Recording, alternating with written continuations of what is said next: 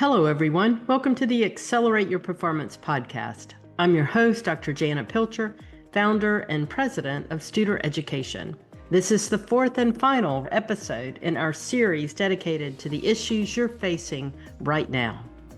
Last week, we focused on how to manage external noise and communicate transparently with your board and community.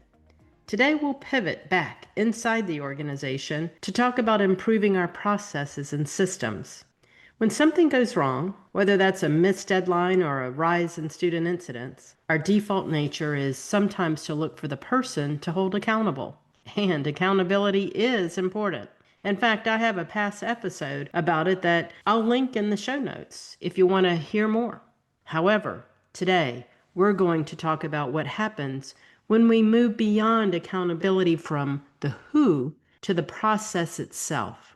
When systems are improved, people perform better.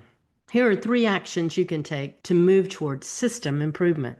First, stop the blame cycle and start reframing the discussion. When your team presents a problem, the conversation may naturally turn to finger pointing. While it's important to gather facts, what would happen if we reframed the discussion? Instead of spending so much time on who allowed this to happen, let's try asking this question instead. How did our current process allow this to happen?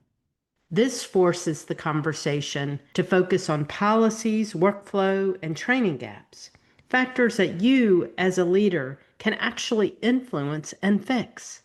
It's so much more productive than focusing on individual failure. Second, do a system audit to find the process flaw. One way to find a flaw is to look for process variation, and this part is critical. To perform a system audit, you must seek feedback from the people closest to the work. The ones who run the process every single day are the ones you will get the most valuable feedback from. For example, let's look at special education compliance paperwork.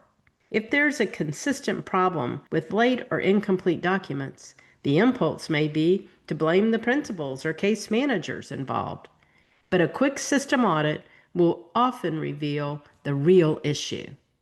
By having 3 case managers map out their processes, maybe you learn that they're using 3 different filing systems, or the training on a new software system was inconsistent. It could be the variation, not the dedication of your people, that's causing the system failure. And last, implement the solution. Once you identify the system flaw, your team must redesign a new standardized process. Once you have their input, implement the fix, and whether you test the solution at the local site and then scale, or you implement at the executive level, the key is take action. Once you know it works, make the new process become the required workflow, and then hardwire it.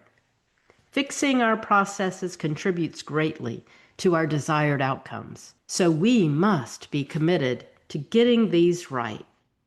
So what's one tangible action you can take right now with your team?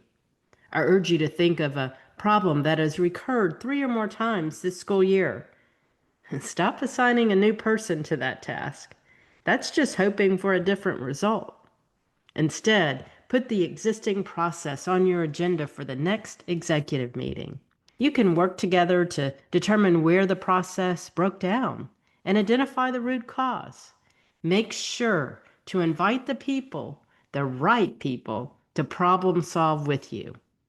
Those are the people closest to the work.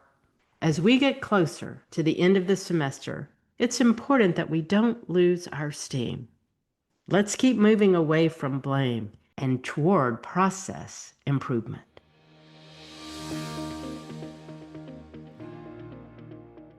If you want to learn more about this topic, I have 2 resources for you. First, you'll want to hear our Senior Director of Thought Leadership, Dr. Pat Greco's episode on process improvement. I've left a link in the show notes. Second, if you want to know how to go about performing a system audit, go back and review Chapter 2 of Hardwiring Excellence in Education. That's where I break down one approach called the 5 Whys that engages your people to identify the root cause.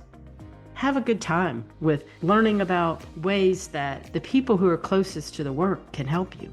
And as always, I thank you for tuning into this episode of the Accelerate Your Performance podcast. I look forward to seeing you next time as we meet with Dr. Tremaine Clarity to learn more about his work in creating a unified and aligned system.